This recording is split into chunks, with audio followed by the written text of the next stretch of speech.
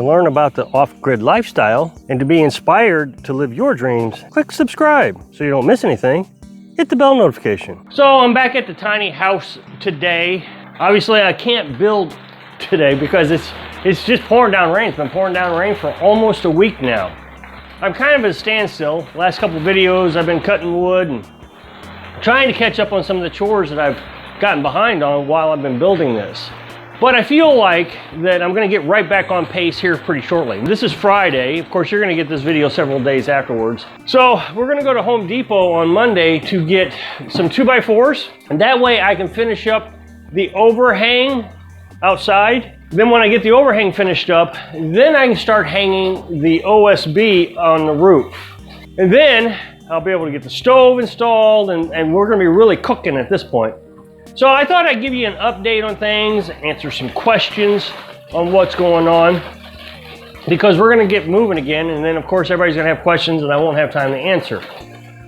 Okay, one of the questions is, and this is down in the future, is how am I going to hang drywall on the ceiling by myself?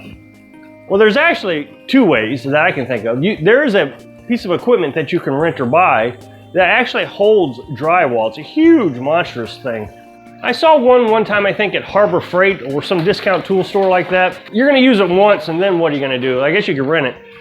The simple way of hanging drywall, imagine here is my ceiling, okay? I've just dropped it down for ease of explanation. What you do is you hang a 2x4 just underneath the ceiling. So you just hang it up right here, just like I've done down here. And then you slide the drywall in here. So imagine my hand being the drywall. You just slide it right over there. And then you come over here to this end and you pick it up to the ceiling. You climb up on your ladder and you start screwing it in, working your way this direction back to this. Then you can remove this and finish up your screws. Now, with this building being so small, I'll be able to do this throughout the whole building. But when you get into the center, it gets a little bit more complicated. But all you really got to do is just screw your piece of 2x4 right on the edge of your previous piece of drywall, and then you slide it right in there. I won't be able to show you how to do that, obviously, because my building is 12 by 16 feet, so everything works out mathematically that I'll just be able to use this method. Now, a similar question came up is how am I gonna get the roof on by myself? Well, hopefully I can demonstrate using this same piece of wood.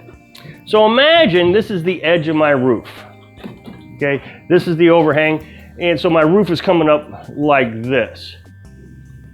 So all you gotta do is screw on a backboard right behind this, and then you can put your plywood right on top of your overhang, right here, and the plywood or OSB won't slide off the edge of the building. So if this was the edge of the building here, it would slide this way. But that piece of wood holds it in place and it keeps it square to the overhang plate. Everything will be nice and square. The only thing then I'd have to worry about is make sure my rafters are square, and I'll be able to figure that out real easy. What I'll do is I'll just lay down all my OSB without screwing it down. I'll be able to quickly find out if my rafters are square, and then I can make quick, simple adjustments. Right now, I have not tied down my rafters. I put one screw in each to hold it down, and then if I need to make an adjustment, I just unscrew that one screw, move it over to whichever direction it needs to go, and I'm on my way. I've not made this too complicated. The only place I might have a problem is where I have my overhang boards here, but even at that, I can easily adjust those too. That's not a huge adjustment. Now, the next step is to install my wood stove, because I'm going to put metal roofing on, and I don't want to mess up a piece of metal roofing. I'd rather mess up a piece of OSB and have to replace it. So what I'll do, as soon as the OSB is on, I'll start working on installing the chimney through the roof, and then I can worry about putting on my metal siding. Before I do anything though, I'm going to lay a concrete floor underneath the stove. There's this special masonry stuff, and I'll get into that when I go up Monday. I'll show you what I bought, but you can build countertops with this stuff, all kinds of neat things.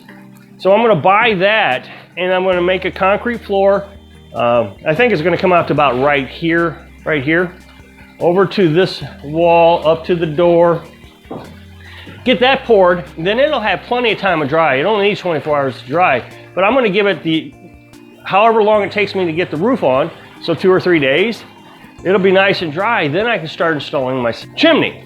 Now with the chimney, I've already bought the chimney. The kit's coming in from Tractor Supply Company. I was going to buy it from Home Depot. I put it in my cart at Home Depot online, put it in my cart, and I was gonna wait payday and I was just gonna buy it. Remember, I'm only spending $500 a month, so I was just waiting until payday. Well, when I got paid, I went to my cart and it said, out of stock. I thought, oh no, how long am I gonna have to wait for this? Well, I watched a video a while back and he said that he bought his kit from the Tractor Supply Company. So I went over to the Tractor Supply Company, sure enough, they had it. It was gonna cost 90 bucks to have all the components I needed to ship. So I decided to just ship it over to the store for free. So I have to go pick it up when it comes in. But that was $600. So we're over budget, and we're gonna be really over budget this month because I still gotta get the 2x4s. I'm also gonna get plywood so I can work on my attic floor. So I got some place to walk around and I can start installing insulation on the underneath side. Okay, there was a few things in the comment section about the chimney.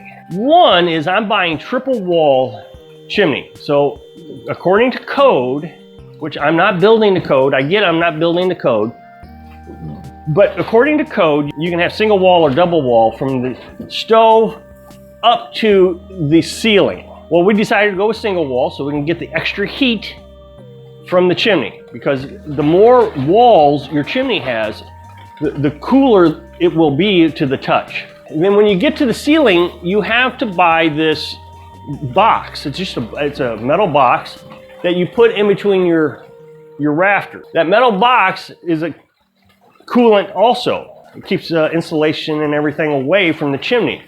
Then the chimney runs through the box. When you come out to the other side of the box, on the top side, you have to go triple wall.